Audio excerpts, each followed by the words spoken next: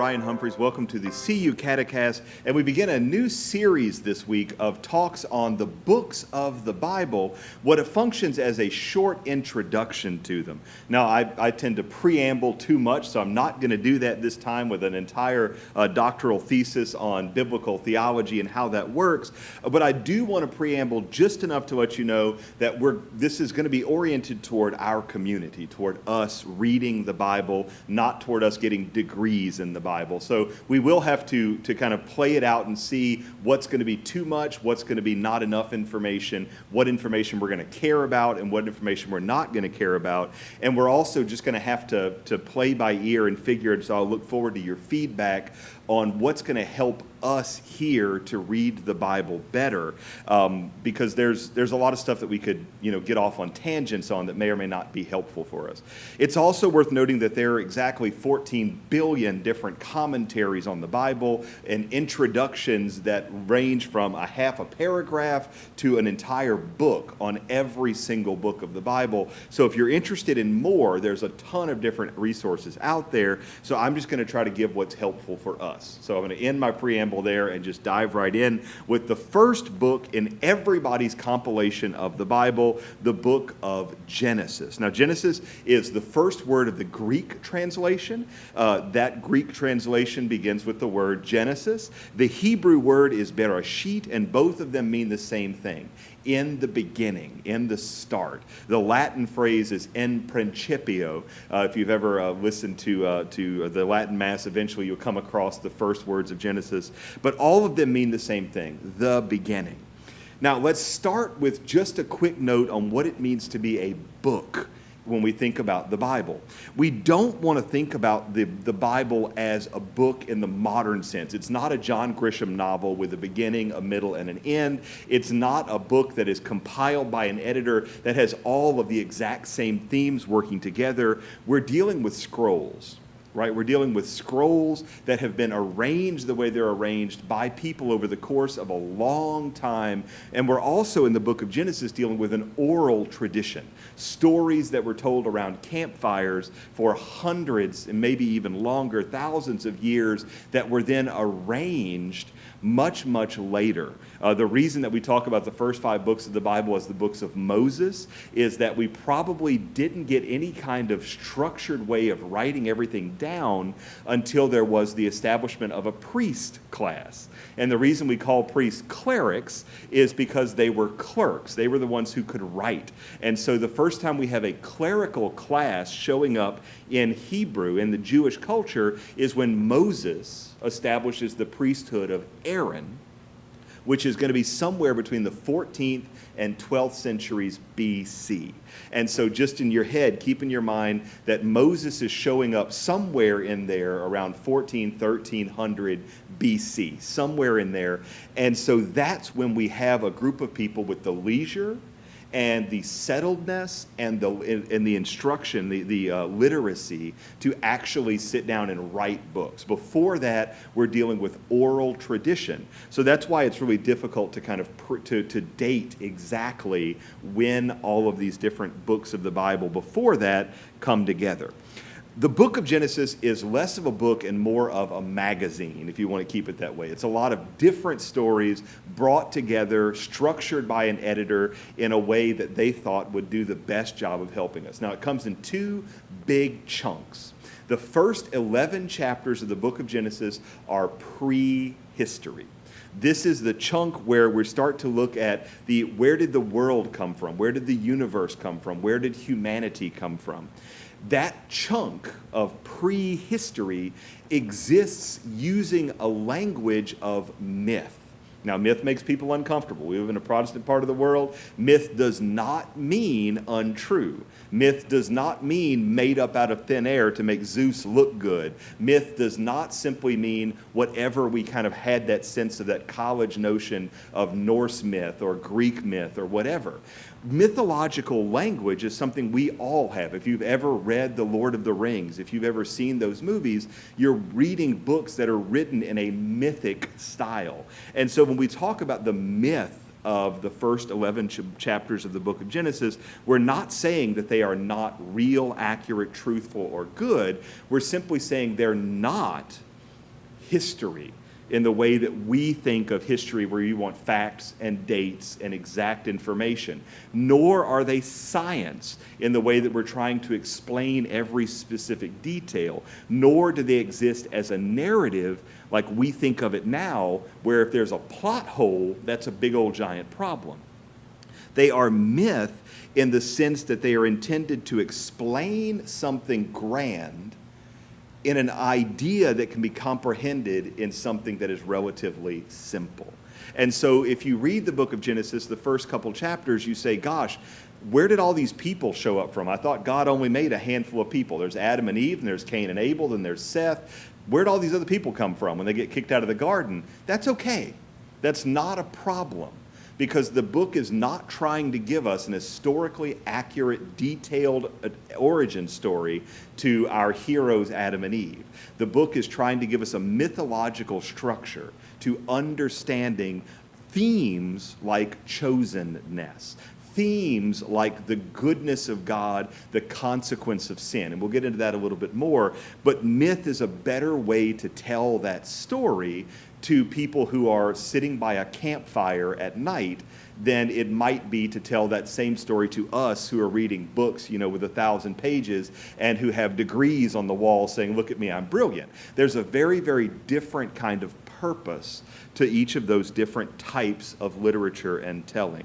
The first 11 chapters of the book of Genesis, this prehistory, include Adam and Eve, the story of original sin, the story of the Nephilim, one of the strangest little stories about half angels who came down and bred with humans and so on and so forth. This is not a full Bible study, so we're not going to get into the why of that. But again, we're talking about mythological language. It includes the Tower of Babel, and it includes Noah and his ark. And that takes us through the first 11 chapters, and that is where we kind of say this first chunk, this first scroll exists in this way. As a little kind of just back of your mind sort of thing, the first chapter of the book of Genesis is probably about 600 years younger than the rest of the book of Genesis.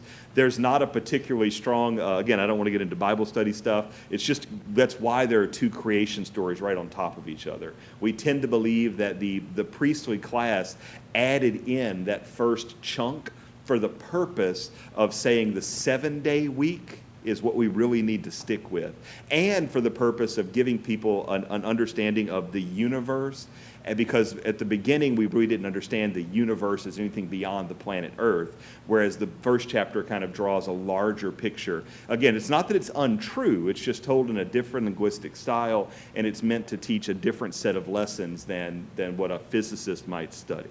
So we have the first 11 chapters, which are prehistoric. And then we have this pre-patristic, or the origin story of the Jewish people, that takes us from chapters 12 through to chapter 50. It's situated in the ancient Near Eastern culture of the Assyrian Empire and the dominance of Egypt. And so the Jews lived in nomadic clans. They were fiercely aligned by family and by hierarchical structure. And so the next chapters, the last half of the book of Genesis, which was probably a separate scroll to be understood as both associated with the beginning, but whereas the first part tells the origin of the universe, of the planet, of humanity, this tells the origin story of the Jewish people. And so there we get Abraham and his two wives. We get the stories of Isaac and of Ishmael.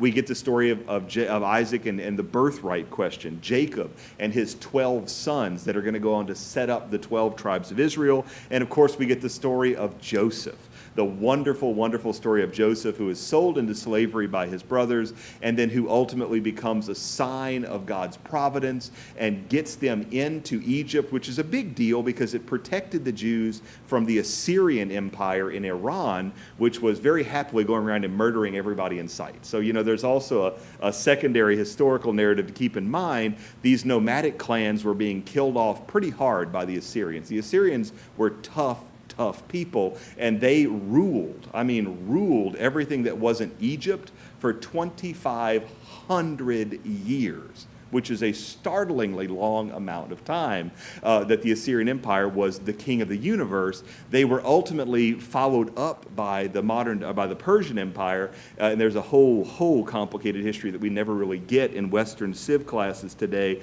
But that whole idea of the Jews going into Egypt has a lot of important backstory to keep in mind, and so it is a good thing that happened, even if they did end up enslaved in Egypt a couple hundred years later. The textual sense of this is that the whole book really is an oral tradition, which means you have very one-sided stories. You have weird, unexpected details like Joseph's Technicolor Dreamcoat that feel really overly detailed and everything else under-detailed. Again, you have this mythological structure where there's no problem with glaring historical issues. You know, if Adam and Eve had Cain and Abel, and then they had Seth, how did Seth become the father of someone else? Let's not even get into that creepy aspect of things.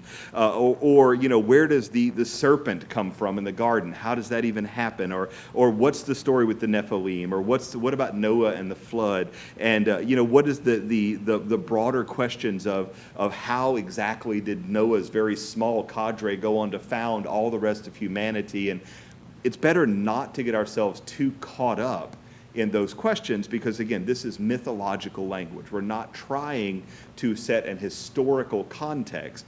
All of this is going to be almost 2,000 years before Herodotus begins to give us modern sense of history with facts and details the way that we think about it.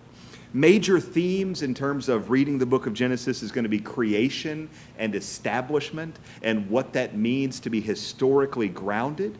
There's going to be themes of historical or original innocence and then original sin. Both of those original things are going to be contrasted then with the way that history itself plays out for the Jews. And this is one of the reasons that the Jews are always looking back to the garden, and they're always talking about this original versus this kind of historical way of thinking. Chosenness, gigantic theme for the Jews, established here at the very beginning. God chose Adam and Eve. God continues to protect them. God chose each and every one of the people along the way, Abraham, Isaac, Jacob, Joseph. God chooses the chosen people. And then the question of divine providence and trust versus obedience. That's going to be a gigantic question because every time the Jews screw it up, and they're going to screw it up a lot, God is going to come back to the idea of, I've provided for you, and all you have to do is not do something stupid. That's it. I'm going to provide for you. It's a bit like kids in the grocery cart. Mom is like, I'm going to get you what you need, but you cannot get hold, of that random sausage hanging out there in the produce section. Just leave it. But that's the way the Jews are going to be. And so we have these themes of divine providence and trust, which really do drive through the entirety of the Jewish culture, but which are established very strongly in the book of Genesis. Just some notes for reading, 4 notes for reading the book of Genesis. Number 1, do not try to read it as a science book, a history book, an encyclopedia, or a place that I can go to find proof quotes for this, that, and the other. Don't worry about details that don't line up. Don't worry about someone who may have lived 500 years here and 700 years here and 300 years there, and the fact that if they had all done that the book of Genesis would not end until about 2241. That's not stuff we need to get ourselves overly wound up about. Do, however, look for moral and religious lessons, because that's what myth is meant to teach. Moral and religious lessons. Myth is meant to, like, it's same with fairy tales, are meant to give us a clear and a strong sense of this is the moral of the story. Don't worry about all the random details about the fox and the scorpion and how they had a conversation and all. That's not the way we're working here. Do look for religious and moral lessons. Do not try to reconcile every detail with Christianity. Yes, Abraham had multiple wives. Yes, there were all kinds of sketchy things that took place along the way. Yes, Isaac cheated. But again, there's some moral stuff to talk about there, but don't try to reconcile it with Christianity. We're in the very, very beginning of the scripture here. This is a very functionally different way of thinking about the world, and so it's not meant to be structured that way. And finally, do not try to reconcile every detail you come across with an allegorical or a metaphorical meaning. This happens a lot, especially our Protestant brothers and sisters will go, oh gosh, no, every one of the days in Genesis 1 is 1.36 million years. And you go, no, that's not true. That's not we know from science, that's not the order in which things were created. Don't do that. In the same way, we don't want to go around and say, oh gosh, this guy lived for 861 years. Well, what does that number mean? Is that number symbolic? Scripture scholars are into that. They've not made much progress in it, so there's no point in getting ourselves too wound up about what may or may not be, but do not try to reconcile all these things with some kind of allegorical structure. We're dealing with a bunch of oral tradition that was compiled and put together probably somewhere in the 1300s BC, and that ultimately would go on to establish a foundation of religious structure, but it needs so much more detail. It's a bit like taking a painting and having the artist come and paint the nice green backdrop of the whole thing, and then saying, Picasso, and you go, no, that's not. This is layer 1 of 137. It's not meant to be the thing that provides all the detail. It's absolutely foundational, and all those other details will matter. The same way we can't say that just by playing a G note on the piano, we now have Mozart. That's not the way it works. All those other details are going to fundamentally change what we see into what Christianity would ultimately be as the fulfillment of Judaism. So that's kind of where I'm thinking. This is the end of Talk 1. Takes us through about 15 minutes on the book of Genesis. If there, just in terms of outline and structure, if you have thoughts, let me know. But basically my plan for other books is to give us a little talk about the author and the date of publication, to talk about the historical context, a little about the textual and literary context, to address major themes and highlights, and then if there are relevant issues in biblical theology, kind of like the whole deal about books and scrolls, I'll bring those up as they appear, but I'm not going to try to get too deep into any one issue. And so if you have thoughts or suggestions on ways to adjust that or update that or adapt it, please let me know. Otherwise, next week we will do the exact same sort of thing on the book of Exodus, where we will kind of start digging into the authorship and the dates of publication, historical context, literary context, major themes and highlights, and relevant themes in biblical theology that appear. Until that time, I'm Father Ryan Humphries. This has been the CU CateCast. I hope you have a wonderful afternoon, and we'll hopefully see you later.